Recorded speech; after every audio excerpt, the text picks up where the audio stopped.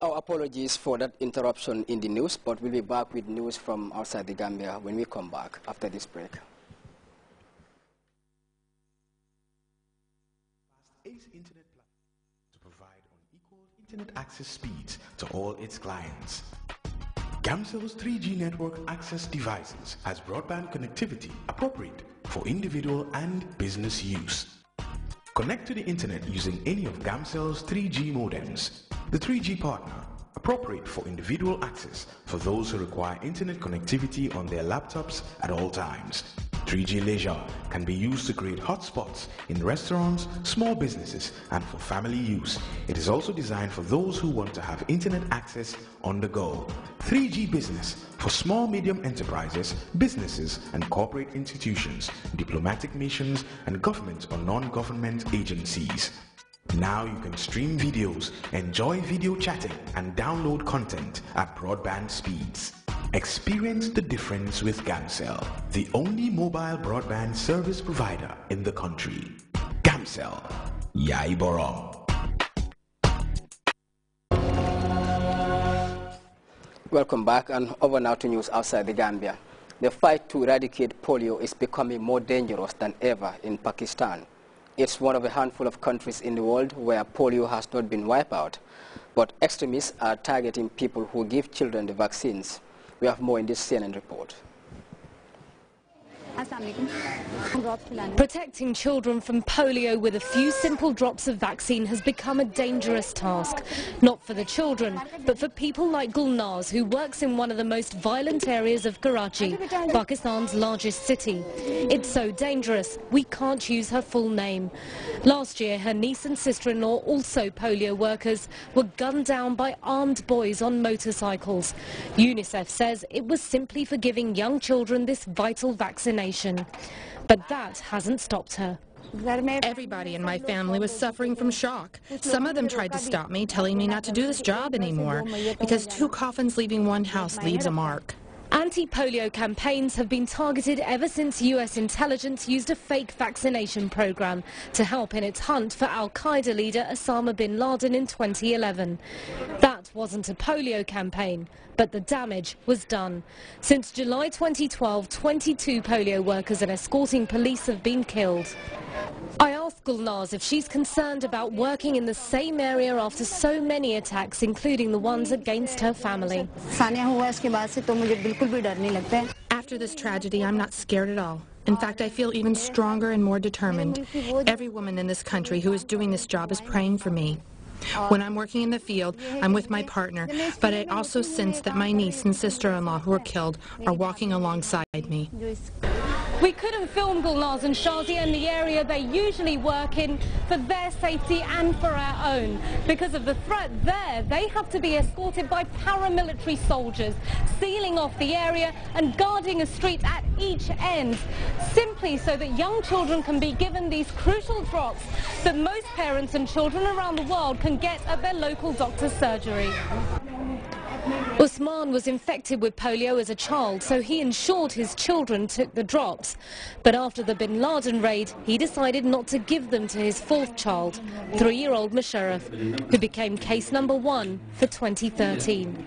So far this year, 28 polio cases have been detected in Pakistan. I'm not stupid or illiterate. I made sure my other children got the drops. But I was very angry and wary of aid workers, because if they are cooperating with spy agencies, then it's better to keep away from them. I am sad my youngest suffered, but I don't regret my decision. Usman only changed his mind after the government released a booklet with a series of religious edicts from Muslim scholars telling parents polio drops are safe. I am appealing to my fellow Pashtun society to give their kids polio drops. It's a message healthcare workers hope others will hear. It could make their job safer, and for the children, it could save them from a lifetime of avoidable disability. Simon Morsin, CNN. Karachi, Pakistan. Well, far from the discussions debated this week at the EPEC gathering to a greater insight into the customs and cultures of the Southeast Asian country, where CNN's Anna Koren discovers the secrets of Indian cuisines. She takes a look at a 90-year-old Indonesian woman who dedicated her life to cooking.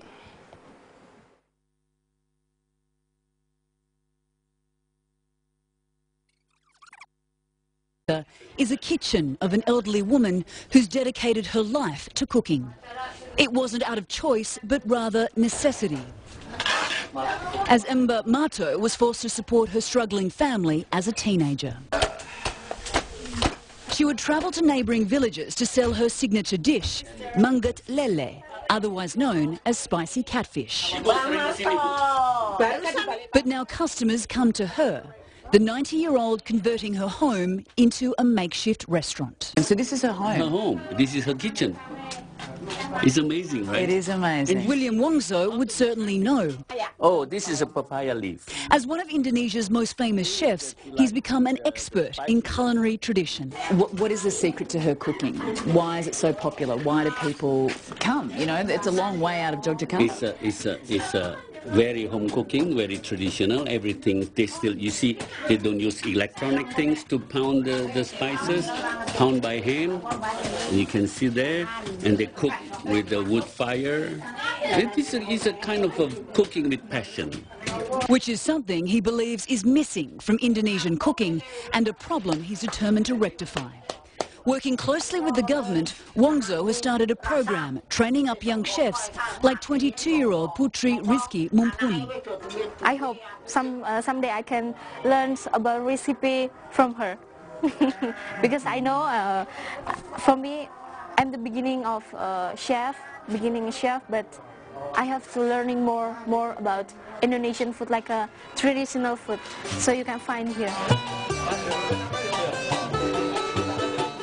Food is a big part of Indonesian culture, and yet their dishes are not well known beyond its borders.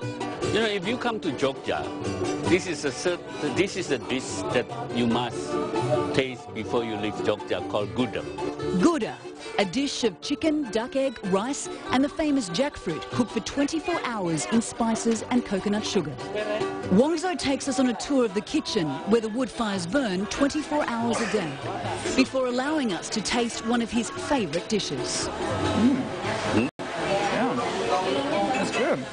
Showcasing Indonesian cuisine to the rest of the world has become a passion project for this 66-year-old chef.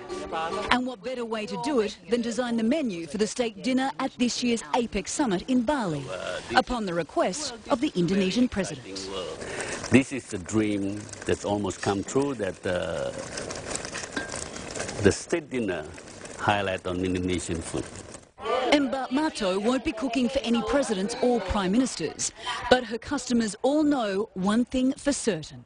She is a master chef in Indonesia. Anna Koren, CNN, Yogyakarta, Indonesia.